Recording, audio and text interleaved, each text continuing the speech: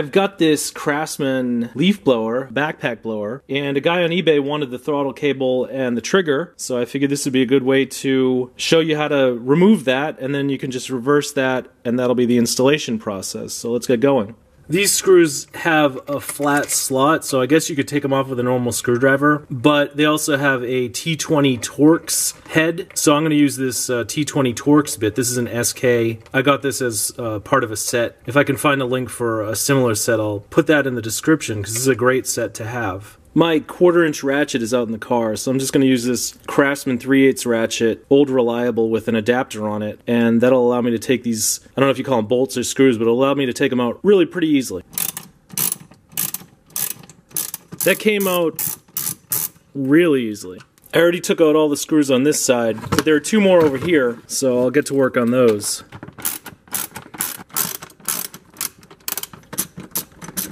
That was a little awkward, but they're both out. Now I can remove this handle and trigger assembly and see what we've got inside there. I don't want to miss anything, I don't want to lose anything. Looks like we've got a switch, and we've got a trigger, and we've got the other end of the cable, and just some leaves and debris as you would expect. Now I take out this black plastic piece, and this is what the assembly looks like on the inside. This thing's really dirty, so I'll use my vacuum cleaner to clean out some of the debris. And that should be good enough. After all, I gave the guy a pretty good deal on this part. Now, if all you want to do is replace the switch, you just got to pop it off these terminals, put the new switch in there, and put the whole thing back together. I'm not going to do that because this switch doesn't need to be replaced, but if that's what you want to do, then that's how to do that. And if you just want to replace the cable, and you don't want to replace the whole trigger assembly, then you got to pop this cable out of here, and then this cable has kind of like a little hook on it on the end, and you just pop that out of the trigger. And make sure to not let this trigger pop out because it's got a spring behind it and it's a little bit awkward to get it back in. So I'm going to put that cable right back in there because the guy wants the whole assembly. So we'll pop that right back in where I got it. And it's got a mind of its own. And if it is just the trigger that you want to replace right here, if you have a broken trigger, that pops right out and you just take it off the cable like that. And here's the little spring, and when you put the new trigger in, we make sure that that spring goes in that hole, because otherwise you won't have enough tension on the spring, and make sure the other end of the spring is in this little slot. And this is for this particular model, but I'm gonna guess that most other brands and models will be somewhat of a similar configuration. My bidder wants this entire assembly, so I'm just gonna put it back together so I don't lose any of the parts inside it. And I don't really want to over tighten these screws, so I'm just doing it by hand. This is where the throttle cable is mounted to the carburetor, and when you pull the trigger it moves, and that actuates the carburetor. You really don't need to take the air cleaner off to do this repair, but for the sake of the video, to make it easier to see, I'm going to take it off, and that's just a couple of these T25 Torx bolts. And that's a pretty long bolt.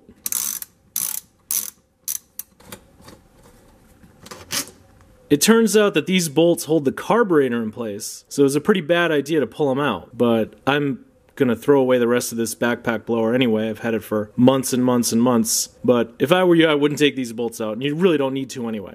Now to get the cable out, just move this piece a little bit and the cable end should pop out, and then you can pop the cable end right out. Now I use an 8mm wrench to take out this barrel adjuster, and I suppose you could use an adjustable wrench if you had to, but I don't really recommend adjustable wrenches on parts that are this small because they tend to strip pretty easily, and this is a brass part also. So now that's out of the way. If you're just replacing this cable, now all you need to do is thread it back out and thread the new one in and reverse everything that I've just done. But my bidder on eBay, he wants the whole assembly with the on-off switch and that wire, so I'm going to have to figure out where that wire goes and how to disconnect it properly.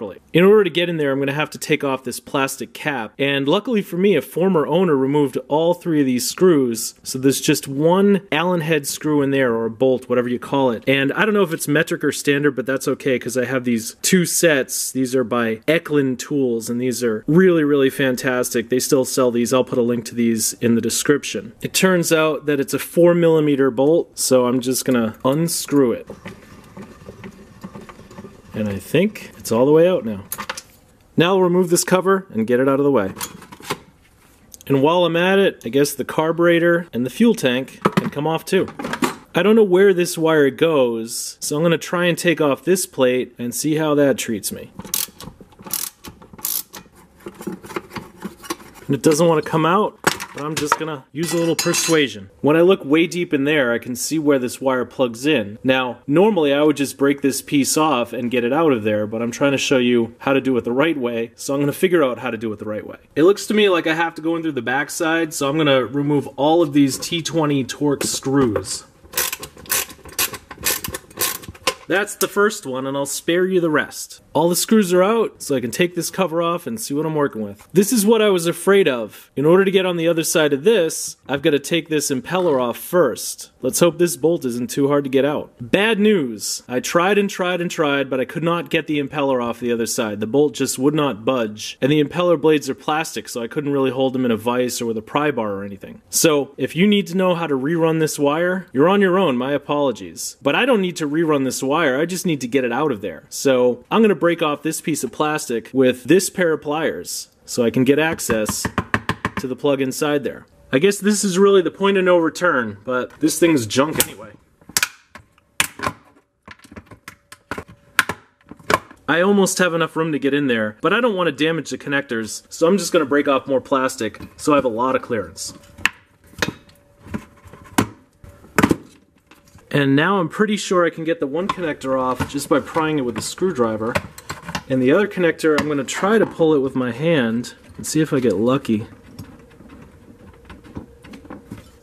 It's in there a little bit too tight, so I'm not going to take a risk. This project just got ludicrous because it turns out the black terminal is held in place with a Torx head bolt, and my Torx socket won't fit in there despite the fact that I've clearanced the housing. But luckily for me, our friends at Eklind also make Torx wrenches, so I'll be able to get that bolt out with no problem. I think. Seems like kind of a long bolt. But no, it's out. And now I can finally get this wire out of here. Now all I have to do is cut this zip tie off of this elbow, and we have our cable. There it is. We have our trigger assembly. There it is. And obviously, the first half of this how-to is legitimately a how-to. The second half is kind of a how not to. You know, if you really needed to get this cable out and put a brand new one in, you would have to find a way to get that impeller off. And I think without an impact gun, which might not even work, you're probably stuck. But I don't think this unit was really even made to be repaired. It's more like kind of a quasi-disposable unit anyway. But if you want to know how to replace the cable or the trigger or the switch, just go through my disassembly steps and then watch the video backwards for reassembly. And so that is how to replace the cable, throttle cable, trigger, the switch, and not exactly the wiring on this CRAFTSMAN leaf blower. Hope that helped a little, and thanks for watching.